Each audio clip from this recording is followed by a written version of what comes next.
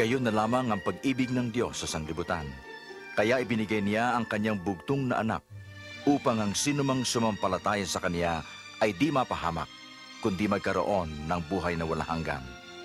Ginawa niya ito hindi upang hatulan ng sanglibutan, kundi ito'y iligtas. Minabuti kong sumulat sa iyo, mahal na Teofilo, ng isang maayos na kasaysayan ng mga naganap sa amin upang lubusan ninyong matiyak ang katotohanan.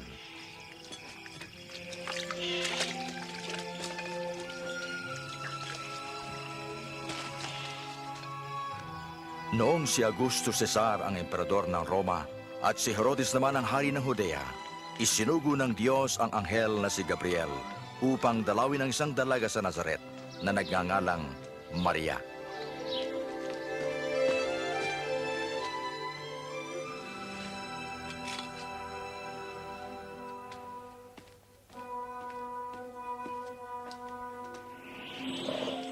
Huwag kang matakot, Maria, pagkat kinalulugdang ka ng Diyos. Maglili ka at manganganak ng isang lalaki, at siya'y tatawagin mong Jesus. Paano mangyayari? Dalaga pa ako. Pasa sa iyo ang Espiritu Santo. Dahil dito'y tatawagin siyang anak ng kataas-taasang Diyos. Ang kanyang paghahari ay walang hanggan.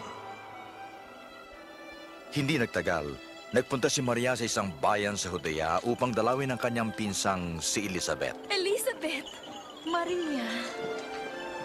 Maria! Pinagpala ka sa mga babae. Pinagpala rin ang sanggol mo. Nang marinig ko ang bati mo, gumalaw sa galak ang sangkol sa aking tiyan.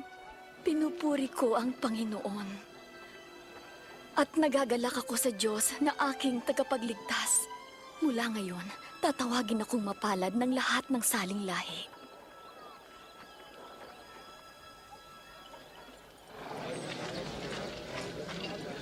Mga taga-Nazaret, ayon sa kautosang ipinalabas ni Augusto Cesar, kinakailangang ang lahat ng mamamayan na nasasakupan ng Galilea at Judea ay dapat magpatala sa kani-kanyang bayang sinilangan.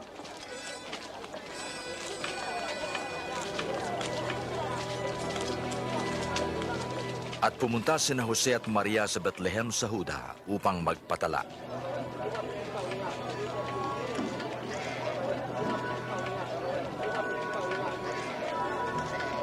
Subalit wala silang matuluyan sa Bethlehem, kundi isang hamak na sabsaban.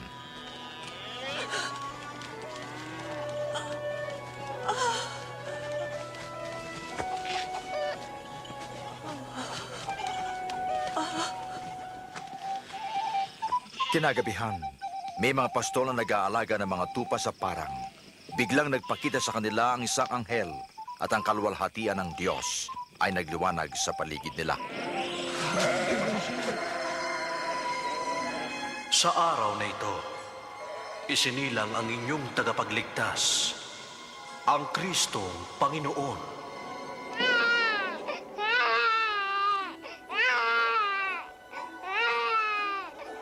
Agad silang pumaroon upang makita ang sanggol sa sabsaban. Sila ang una nagpahayag ng mabuting balita.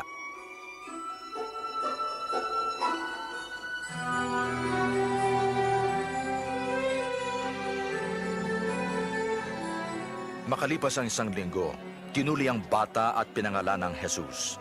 Dinala ni na Jose at Maria ang bata sa Jerusalem upang ialay sa Diyos. Nang matapos nila ang lahat ng bagay ayon sa kautusan, sila'y bumalik sa Nazaret. Nang 12 taon na si Jesus, isinama siya ni na Jose at Maria sa Jerusalem para sa pista ng Paskwa. Ngunit nang sila'y papauwi, nagpaiwan si Jesus.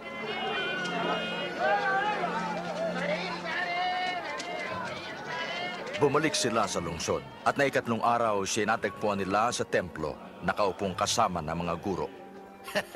Kahanga-hanga siyang mag-usap. Kanino anak ang batang ito? Siya'y taga-Nazaret. Kasama po namin siya. Ipagpaumanhin po ninyo. Ang lahat na nakarinig ay namangha sa kaniya.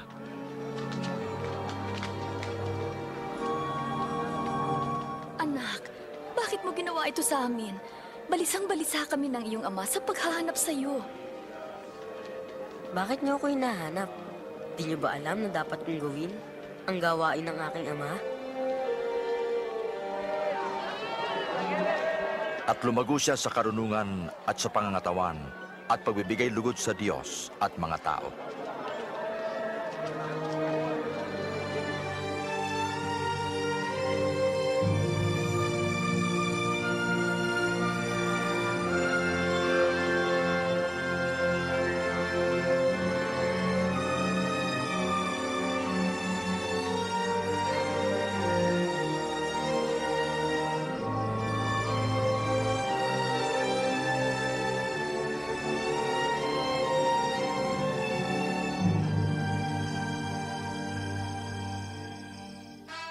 Noong ika-15 taon ng paghahari ni Tiberio, habang si Poncio Pilato'y gobernador ng Judea, si Herodes ang puno sa Galilea, sina Anas at Caifás sa mga punong pari. Dumating ang salita ng Diyos kay Juan sa ilang at ipinangaral niya ang pagsisisi para sa kapatawaran ng kasalanan. Magsisi kayo at magpabautismo at kayo'y patatawarin ng Diyos. Nasusulat sa aklat ni Propeta Isayas, may isang sumisigaw sa ilang, tuwirin ninyo ang daraanan ng Panginoon. Tuwirin ninyo ang kanyang daan, tatambakan ang bawat lambak, titibagin ang bawat burol at bundok. Dapat tuwirin ang mga daang liku-liko at ang mga baku-bakong daan ay dapat patagin at makikita ng lahat ang pagliligtas ng Diyos. Sabihin mo, ikaw bang Kristo?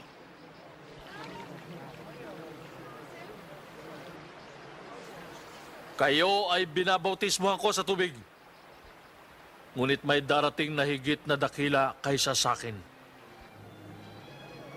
Hindi ako karapat dapat na magkalag ng tali ng kanyang sandalyas. Siya ay magbabautismo sa Espiritu at sa apoy. Hawak niya ang kalaykay upang alisin ang dayami at titipunin ang trigo sa kanyang kamalig.